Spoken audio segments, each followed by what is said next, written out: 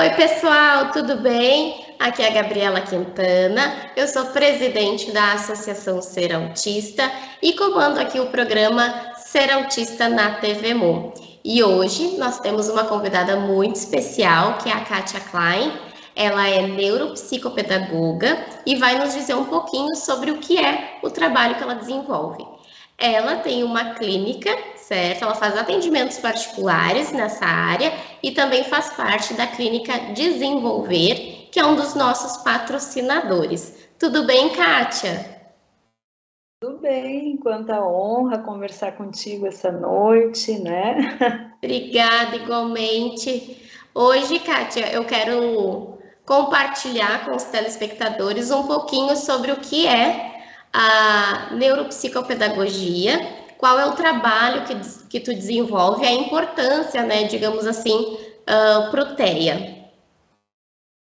Então, pessoas que me conhecem costumam dizer que meus olhos brilham, né, quando eu falo da neuropsicopedagogia.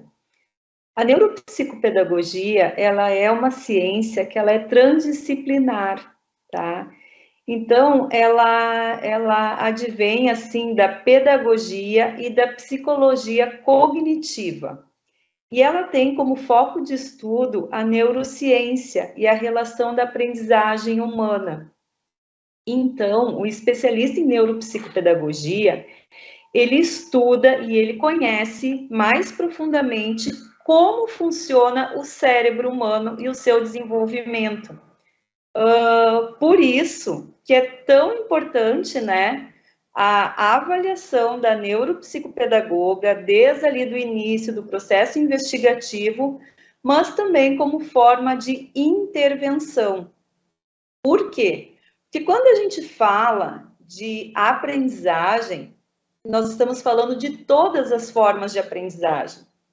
Seja ela quando a criança precisa aprender a brincar, interagir, modular algum comportamento que esteja inadequado.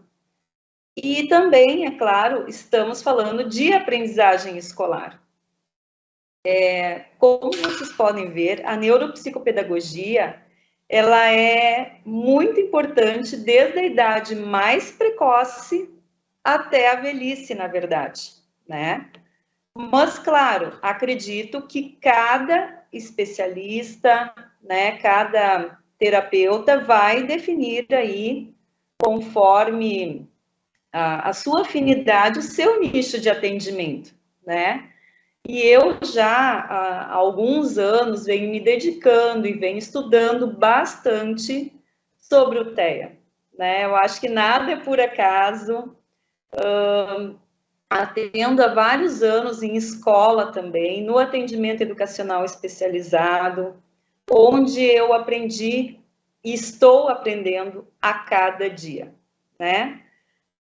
Aqui na Feliz, então, eu tenho meu espaço de atendimento. Ali na Desenvolver, ter conhecido as meninas ali, a Janine, a Cassi. A Janine, minha vizinha aqui de município, moradora aqui do Vale Real, e nós nos encontramos onde? Somente agora, porque nada é por acaso, né?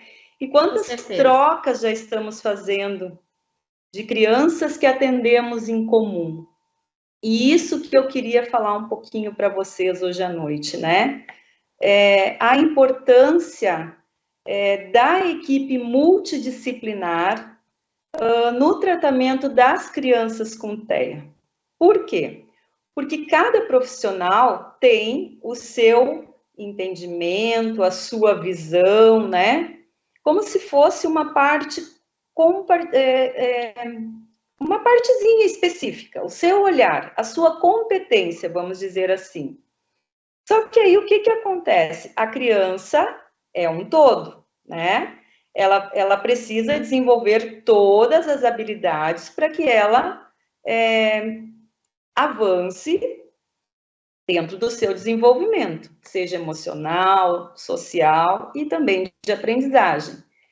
E quando os profissionais fazem essa troca, né?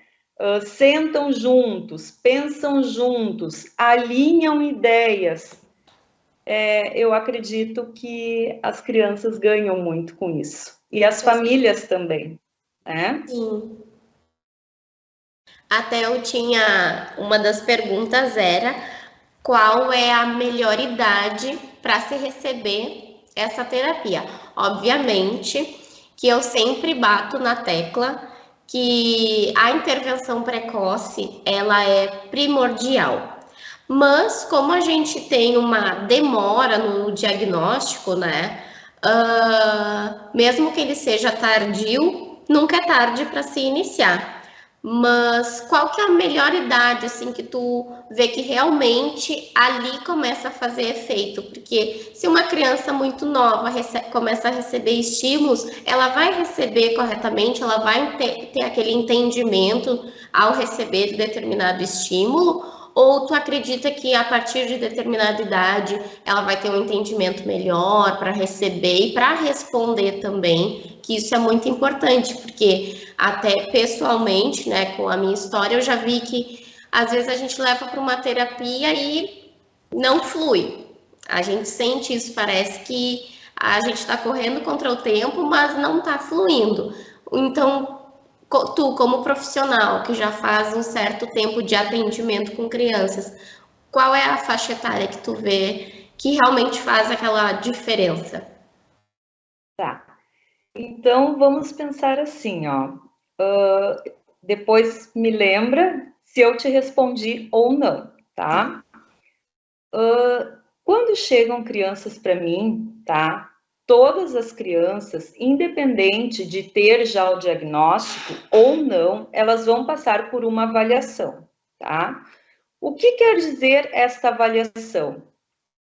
Eu preciso levantar hipóteses, né, das áreas cerebrais que estão em déficits. E aí elaborar um plano interventivo para esta criança que ele é individual, certo? Então, o que a gente assim procura pensar enquanto equipe, tá? Uma criança com TEA, um indivíduo com TEA, penso que irá necessitar de terapias ao longo de sua vida, tá? Então, eu tenho visto, e isso me desacomoda um pouco, às vezes um bombardeio, né, de terapias, assim, concomitantes. Vejo também que profissionais, alguns, sim, trabalham em equipe, outros não, como se cada um puxasse para o seu assado e não há, assim, um ganho real, tá? Então, o que eu penso ser importante? Quando passa por uma avaliação, a especialista vai ter que identificar o que é necessidade para aquela criança naquele momento. Naquele momento, ela está precisando de fono. Naquele momento, ela está precisando de terapeuta ocupacional. Que idade ela tem? Ah, está em 2 aninhos. Tá, vamos esperar mais um pouco para entrar a neuropsicopedagogia, por exemplo. E aí há uma combinação com a família. De repente, essa criança vai retornar após um ano, né? Para atualizar o perfil dela, avaliativo, neuropsicopedagógico, retomando a questão da necessidade, o que é necessidade para o momento, né? Então, sim, acredito que o quanto antes crianças iniciarem terapias, melhor, porque há uma questão ali da neuroplasticidade, né? Então, essa janela ali, ela está aberta desde muito cedo. Só que a gente tem que perceber o que realmente vai fazer a diferença para aquela criança naquele momento. Eu sou dessa opinião, assim, de não bombardear com tanta informação, pensando que ele vai precisar de terapias ao longo de sua vida, né? Sim. Então, terapias que realmente façam sentido. Equipe conversando, repensando. E essa avaliação, ela precisa ser constante. Sim. Não sei se eu respondi a tua pergunta. Sim, tu citaste ali na neuroplasticidade. E isso é algo que só quando a gente recebe um diagnóstico do filho, né, para determinado transtorno, espectro, enfim, que a gente sabe o que é, né? Que é a poda neuronal. Nós sabemos que todos os seres humanos passam por essa poda, mas que crianças com TEA é tão significativo e como a gente vê como que isso reflete na vida. O meu filho está hoje com 5 anos e eu me lembro perfeitamente quando iniciou a poda neuronal dele. Que foi assim, ele tava subindo, assim, eu imagino um gráfico dele subindo, depois desceu drasticamente, e a gente foi daí subindo bem devagarinho, e agora ele estabilizou. Lógico, ele tá subindo, mas está estabilizado, ele não perdeu aquelas habilidades. Então, se tu puder falar um pouquinho do que é a poda neuronal, que a gente sabe, até para quem está assistindo, ela acontece por volta dos 3 anos, que é, na verdade, eu tenho acompanhado, assim, que todo ano se passa por uma poda neuronal, né? Mas que as mais significativas são por volta dos 3 anos e depois na faixa da pré-adolescência, ali dos 11, 12 anos. Então, se tu puder explicar o que é a poda neuronal, quais são esses ganhos e perdas, para o pessoal de casa saber. Então, todas as pessoas, né, ao longo da vida, passam por essa poda neural, certo? É como se fosse um descarte que ele é programado dos neurônios que estão ali em desuso, né? Eles estão sem função naquele momento, então serão descartados. E no caso ali de crianças com TEA, o que acontece? Essa poda ali ocorre de uma forma que não é esperada. E aí existe um desarranjo naquilo tudo, tá? E o que a gente tem visto, assim, de relatos e ao longo do tempo, assim, que a gente vem estudando, e até a questão colocaste ali 3 anos, né? Eu hoje fechei, assim, uma avaliação que eu fiquei já em sérias dúvidas. A menina fez apenas 2 aninhos. E a colocação da mãe é a seguinte, que ela vinha num processo, né, de aprendizagem de fala, e outras aprendizagens também, porque é uma idade, assim, que o ser humano, né, muitas aprendizagens, a maior parte das aprendizagens para a nossa vida ocorrem nessa idade ali. E aí houve já um retrocesso nessas aprendizagens, ecolalia que se percebia, não se percebe mais. Então, assim, há 2 tipos de relatos. Eu tenho percebido. Um que é aos pouquinhos, ou essa mãe percebeu antes também. Pode ser. E também há relatos que é, pum, de uma hora para outra. Né? Como se do dia para noite, né, fosse dormir falando e acordasse não falando. Mais ou menos assim. E tudo por conta, então, dessa poda neuronal que acontece de uma forma muito desorganizada. E realmente ali a criança perde aprendizagens, perde habilidades pelo qual ela já estava dando conta. Né? Sim. E muitos casos, a família, até por não entender, né, relacionam, mas ela teve uma febre, ela teve um acidente, ela teve, né? Claro, porque eu entendo que quando a gente não tem conhecimento, a gente procure justificativas para explicar algo tão diferente que aconteça, né? Mas o importante é buscar ajuda, buscar informação, né? Trocar ideias. Sim. Um ponto assim que é bem importante também. Quando a gente tem o conhecimento, quando a gente observa algumas situações, é claro, é complicado tu chegar numa família que talvez não esteja preparado, mas ao sentir que esta família já está observando alguma coisa diferente, um comportamento, e ela te deu uma entrada, fale a respeito, né?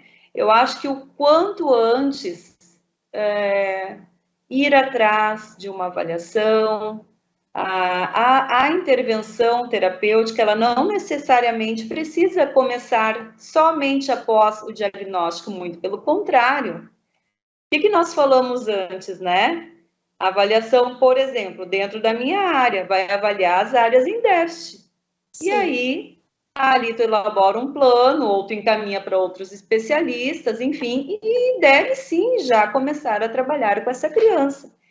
E o diagnóstico, então, ele vem depois, às vezes é demorado, às vezes não. A gente ouve muito, né? Cada criança tem seu tempo, né? Sim. Eu prezo, assim, vamos deixar isso de lado, né? Realmente, eu acredito que cada ser humano tem um tempo para desenvolver, mas o que a gente precisa frisar muito é o marco do desenvolvimento, que muitos não têm conhecimento do que é o marco do desenvolvimento. Porque é muito simples eu chegar e dizer, cada criança tem seu tempo. Isso é um mito de que cada criança tem seu tempo. Tá, mas então o porquê que é um mito, né? Porque a gente tem que pensar no marco do desenvolvimento. Até explicando melhor, na caderneta de vacinação tem ali explicado. É muito importante a gente fazer a leitura da caderneta de vacinação, porque às vezes a gente fala, eu não tinha conhecimento, mas às vezes está perto de nós o conhecimento, pouco conhecimento, mas está ali. Então é importante a gente fazer essas leituras do que a criança tem que fazer aos 3 meses, do que a criança tem que fazer com 6, não exclusivamente com 6 meses ela tem que sentar. Não, mas ela já tem que dar indícios de ficar segura, de mostrar interesse de sentar, de engatinhar, de começar as primeiras palavrinhas. A partir daí, ela não fez não atingiu o marco do desenvolvimento, acendeu um sinal de alerta, compartilhar com o pediatra, né? Eu recebi o diagnóstico do Francisco, um diagnóstico fechado com 1 ano e 10 meses. Só que com 1 ano e 5 foi quando nos acendeu aquele sinalzinho de alerta, né? E a partir dali muitos me disseram, a própria pediatra que acompanhava ele, não, mãe, isso é coisa da tua cabeça, cada criança tem seu tempo. E eu pensei, não, vou começar a pesquisar porque eu já tinha o autismo em mente. Conversei com outras mães de outros estados, me diz porque aqui, infelizmente, em Montenegro não se falava sobre autismo há 5 anos atrás, né? Não tinha alguns pais que a gente conversava, mas não tinha profissional para se procurar, era muito pouco falado. Então, eu me lembro que conversei com outros pais e me disseram, leva para fono, já coloca ele na fono e já procura uma intervenção precoce. E daí foi quando eu conheci uma pessoa que fazia intervenção precoce aqui, que foi a Júlia, e a fono ele já iniciou. Com 1 ano e 10 ele já estava em 2 terapias com um diagnóstico fechado. Eu sei que o que acontece. Muitas pessoas, muitas famílias não têm recurso de fazer o pagar particular. Pelo município, né, precisa de um laudo para iniciar a intervenção. Só que o laudo é demorado porque não existe um exame de sangue que vá detectar autismo. É uma análise clínica, né? E se tu puder falar para nós o que é uma análise clínica, porque depende de vários profissionais para se chegar no diagnóstico. O Francisco precisou do diagnóstico da fono, que ele já estava sendo acompanhado, da Júlia e até mesmo da escola. E fora os relatos da familiares que a gente levou até o pediatra de desenvolvimento, que foi quem laudou ele. E também se tu puder falar qual o profissional para laudar, porque não é, temos que levar no neuro, não é qualquer neuro. Então, se tu puder compartilhar, agradeço. Então, como tu disseste, tempos atrás quase não se falava em autismo, né? E passado alguns anos, 10 anos, enfim, como a gente já tem ouvido falar. E mesmo assim é pouco. Muito ainda precisamos avançar em termos de conhecimento. A questão do diagnóstico, sim, é feito por uma equipe multidisciplinar, né, que está cada vez se organizando mais, penso eu, para se chegar, em vias de fato, ao diagnóstico mais precocemente, tá? Exemplo, dentro da neuropsicopedagogia, a gente também faz rastreios, né, que são questionários que são respondidos pela própria família. Por quê? Como tu mesmo disseste, não existe exames laboratoriais, não existe teste de imagem. Isso não existe. Então, esses rastreios são questionários já que os pais observam no comportamento do seu filho. Aconteceu já comigo que os pais levaram para casa e vieram com dúvidas. E sentamos juntos e nós fomos respondendo juntos, porque eles também não identificavam ou para eles estava dentro da normalidade, vamos dizer assim, o comportamento que seu filho vinha apresentando por ser um filho único ou por não ter priminhos ou outras crianças que convivem. Então, também não tinha aquele parâmetro de comparação. Bom, quando as pessoas me perguntam, olha, eu tenho um primo, conheço uma vizinha, eu observo assim, assim, assim, mas é tão difícil, como que eu vou falar? A criança ainda não fala, né? Ela emite uns sons. Aí eu digo assim, bom, eu sei o quanto é difícil falar, porque eu também já passei por situações de igual dificuldade. E aí eu sempre digo, então indica para ela procurar a fono, parece que é mais leve procurar a fono, né? E ali na fono ela também já vai encaminhando para outros profissionais. E aí pensamos assim, ó, pode então fechar em três profissionais, seria a neuropsicopedagoga, a fono e a TO, onde cada especialista, dentro do seu campo, irá avaliar. Juntando essas avaliações, aí sim passará para um neurologista infantil ou para um psiquiatra infantil, porque só esses médicos que são especialistas da área médica é que tem, então, a competência para fechar esse diagnóstico. Perfeito, porque a gente ouve muito falar, levei no neuro X, e daí a gente, mas ele não é adulto? Não, mas ele disse que é autismo, tá aí o laudo. Não me deu o laudo, ele só disse. Então, essas questões, também eu sempre recomendo pegar duas opiniões, né? Porque muitas vezes leva no não, ele não é, temos que regular o sono, na verdade ele só tem uma agitação, vamos medicar, né? Que eu acho não é errado, né? Tem que ter uma análise. Mas eu penso, antes de um diagnóstico, como que a gente vai medicar para maquiar comportamento, vai demorar mais. Eu acho que muitas vezes é cômodo, né? Porque pode ser, não é aquilo que o pai quer ouvir, na verdade, que a criança não é autista, que não, meu filho é normal, sendo que independente se for autista ou não, eu vejo dessa forma que todos, né, são normais e que tem limitações no comportamento, né, que o autismo é uma condição, as terapias não são para cura, né? Longe disso, é para qualidade de vida, é para desenvolvimento, né? Kátia, a gente piscou e o programa está chegando ao fim. Tu acredita nisso? Eu vou ter que solicitar aqui um programa de 1 hora. Viu? Tranquilo. Mas assim, eu quero que tu nos deixe as tuas considerações finais.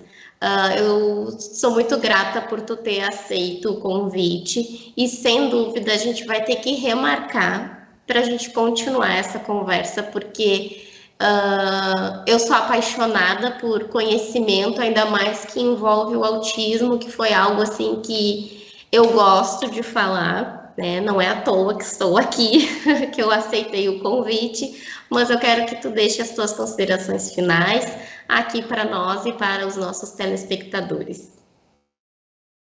Então, eu mais uma vez vou agradecer o convite, porque da mesma forma eu vou colocar que eu também sou uma apaixonada, né? E quando eu fui buscar a formação pela área clínica, na verdade, eu não tinha intenção de iniciar com atendimentos clínicos. A minha intenção era formar profissionais, formar professores, dar aula em cursos de pós-graduação. E aí veio o convite, né, para atuação clínica e amando, né? Amando muito. Cursos, formações, esses com certeza virão também. Mas essas conversas, esses bate-papos, eu acredito ser, assim, de fundamental importância, né? E pode me convidar outra vez, eu venho com todo carinho conversar com vocês. Tá bom? Muito obrigada. Em nome do programa Ser Autista, eu quero te agradecer. Foi muito bom, a tua energia é maravilhosa, deu para sentir daqui, dá para sentir a profissional que tu és. Enfim, e eu quero deixar aqui dito que quando eu digo que eu sou apaixonada por esse assunto, muitos pensam que eu romantizo o autismo, né? E eu não faço isso. Eu sei das dores que o autismo traz, eu sei das dificuldades que mas eu tento ver sempre o lado positivo. O meu filho é autista, ele nunca vai deixar de ser, né? E eu amo ele como um todo. E se eu amo ele como um todo, eu tenho que amar a condição dele, que é o autismo. E eu sei que a partir do momento que eu comecei a vê-lo inteiro, sem dividir, se ele não fosse autista, ele ia estar fazendo tal coisa. Eu vi que o desenvolvimento dele foi como se fosse uma flor para desabrochar, sabe? Eu aceitei literalmente todas as condições e todas as suas limitações. Então, é isso que eu, como mãe, tento passar para as pessoas. Porque muitos dizem, Gabriela romantiza, acha que tudo é fácil. Não, não é. Eu sei que é muito difícil, ainda mais para quem não tem condições de proporcionar uma terapia de qualidade para o seu filho. Mas vamos focar um pouco na criança também, né, Kátia? Que é ver a criança com os mesmos olhos que a gente viu aquele bebezinho quando a gente recebeu na maternidade. É o mesmo, o amor é o mesmo e a essência é a mesma, tá? Então, quero agradecer mais uma vez e vamos remarcar que com certeza a gente plantou uma sementinha aí de um quero mais, tá? Muito obrigada. E eu quero agradecer a você que está aí nos assistindo, por ter ficado aqui esse tempinho conosco, ganhando conhecimento, compartilhando, e já sabe onde nos encontrar nas redes, tá? Um beijinho, até a semana que vem. Tchauzinho!